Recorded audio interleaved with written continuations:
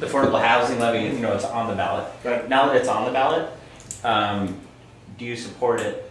And also, if we could wind back the clock and you were sitting on the city council this year, would you have done anything different in designing the package? Affordable housing and homelessness specifically is one of the issues that I care very strongly about. It's what I do every single day, working as case manager at one of these shelters. Let me start by saying that I think that the way that we fund and do our implementing our 10-year plan in homelessness is not working, and we need to go back and look at the way that we're doing it. I did, however, and do support the housing levy. I would have loved to have seen it increased, but if I had been on the council, I would have kept it at the level that it's at, because people in the neighborhoods are already paying significant amounts, and to raise it anymore, it does no good to get one person housed by forcing out a family of 4 because they can't afford the taxes.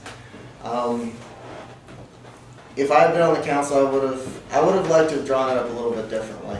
We need to focus our funding in permanent housing, because you need that goal, you need the end mark, you need final places for people to go. But there's a 2-year wait at best to get into that housing. And as long as our money keeps going there, we're leaving people out on the street. 34 people died outside last year because of that. We're not setting people up for success. We're not helping them transition from potentially 2-3 years of living on the street, being mentally ill, and transitioning into housing. We're throwing them the keys, expecting them to do well for themselves, and then we've set them up for failure. So I would have liked to have seen the wording be a little bit differently, some of the funding to be constructed differently, but that actually stems into pretty much the whole 10-year plan, not just the housing levy. Do you support streetcar expansion? No. At the present, the way that it was implemented, it's not serving the purpose that it has. There were several alternative, better transit options that we could have potentially put the funding towards. If we redrew the present plan, found a way for it to be implemented so people were actually using it, then I would be more open to it. I've only, with all of the campaigning that I've done, with all the people that I've met, I've met one person who has ridden the streetcar. Well, so the current streetcar might not carry capacity, but an expanded streetcar might have capacity and might be part of a grid system that connects to other means of transportation and work. So that, I mean, we're asking, would you support expanding that grid, or if I could see a little bit more study done to determine that was actually going to work. You can't fault me right now in the fact that it's not carrying the capacity that it was projected to or expected to, or. And you're talking South Lake Union, basically. Yes. Okay. Which I understand is a very small area. Honestly, I thought it was an interesting area to have started with in the first place. I think that there were other areas. If they had just started the line from Capitol Hill to downtown, we might have seen a whole different concept, extremely successful streetcar that was really generating the support that it has. Right now, we don't. And before we invest any more money in it, I want to make sure that this won't happen on the expansions. So there's talk of streetcars on First and Capitol Hill in that area connecting with other transit initiatives. And so curious, kind of what you think about that as a perhaps better test zone than South Lake Union has been, and if you would support it done better, arguably. Well, I would definitely agree that those are better test areas. We would see a lot more people using them if it were done better, and you can never guarantee anything to work, especially when it comes to the government and government projects. Unless you're on city council. One of the faults that I guess some people think that I have as a candidate is I'm not the politician. I'm a former veteran, I'm a case manager, I'm a neighborhood guy. So I can't promise that everything I do as your city council member is going to work. That would be a lie. and I'm not willing to lie, even though I should say that, even though I should say that all my answers are right all the time.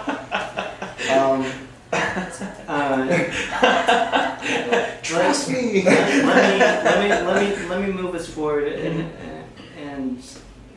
ask a bigger picture question. Okay.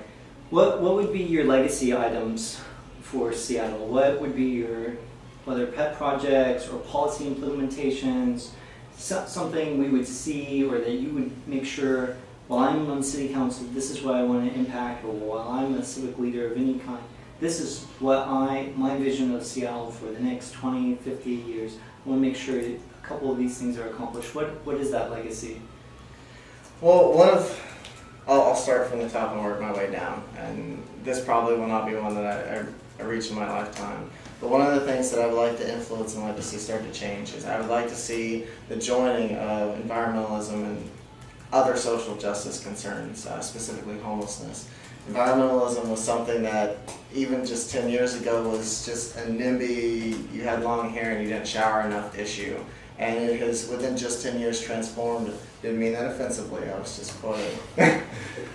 It has transformed into a national movement where the President of the United States is talking about it. Homelessness is another problem that is a burden not just for the moral issues or the social justice portion, but it is a burden on the environment. It's connected. It has to do with the way that we live our lives totally, and I would like to see the fight to end homelessness become a national movement, and I would like to see it joined with environmentalism, because what we're seeing is an engine for changing not just our concept for energy, but our concepts for the economy. And nothing is tied in more than that than vulnerable individuals that have been left hanging by our present economic situation. Van Jones with the Green for All concept has done a really good job of starting to join these two concepts together. If we're making new green-collar jobs, let's give them to the people that don't have jobs right now. Let's get them back into the workforce and start this transition right. As far as actual city level, one of the main things that I would like to see change, we've discussed it a couple times before, is I would actually like to see the neighborhoods involved. We have, I feel, a very close concept of what that looks like. We have a Department of Neighborhoods with a very traditional concept of neighborhood leaders and a neighborhood structure. Well, for just an example, in Highland Park, we have a large Samoan population that rarely ever attends any of our neighborhood association meetings. It's not because they don't care about their neighborhood or aren't civically involved. They have their own civic leaders that they're engaged with, that they're involved with. If we're really going to go in and do things like hold a public forum or do a neighborhood planning process, all the neighborhood leaders need to be involved, not just the ones we traditionally recognize. I'd like to see, in a country in which corporations like Starbucks have instant feedback options on websites that allow for dissatisfied or satisfied customers to give feedback instantaneously, a government that is supposed to be for the people, by the people, and Seattle is just supposed to be one of the more open areas. I don't see that. I don't see that concept being implemented. A couple months ago, we had a reporter dragged out of a city council chamber in Seattle, of all places. I would like to leave with that changed, with people actually openly involved and openly engaged and feeling like they're actually being listened to down at City Hall. Wait, isn't that why we all use Twitter? No, you're right. One of the ideas that I've put out is let's assign it's supposed to be a county issue, but I think one that a city councilman can have influence on, assign each bus route an individual Twitter account. Imagine if... We've talked about that in King County, actually. Yeah, it would be brilliant. I could look on my phone and know if my bus is running late or was in an accident. Other legacy items. Well, that would be... I would like to have Twitter assigned to every... I'm writing that down. Oh, great. I think fundamentally that would change a lot of the issues that we see in the city, is just by getting people more involved and engaged. And finally, in the end, I'd like to leave with the sidewalks that we've promised people for 60 years to be here in place. I talked to a man on the phone the other night who told me about his neighbor who, she's 88 years old, so she's very, very frail and has difficulty walking. Whenever she's out walking her neighborhood, she's always looking down. She can't look up at the sky, she can't look around or wave to anyone, because if she looks up, she might trip and break something because the sidewalk's that badly broken. We talk so much about wanting people to get out of their cars, but I can't ride my bike down Delridge, which is a necessary road for me to go up and down, because there's too many potholes. I'll either get hit by a car or flip over my railing. We can't have an 8-year-old woman walking in a neighborhood just to get some fresh air because she can't walk around the sidewalk.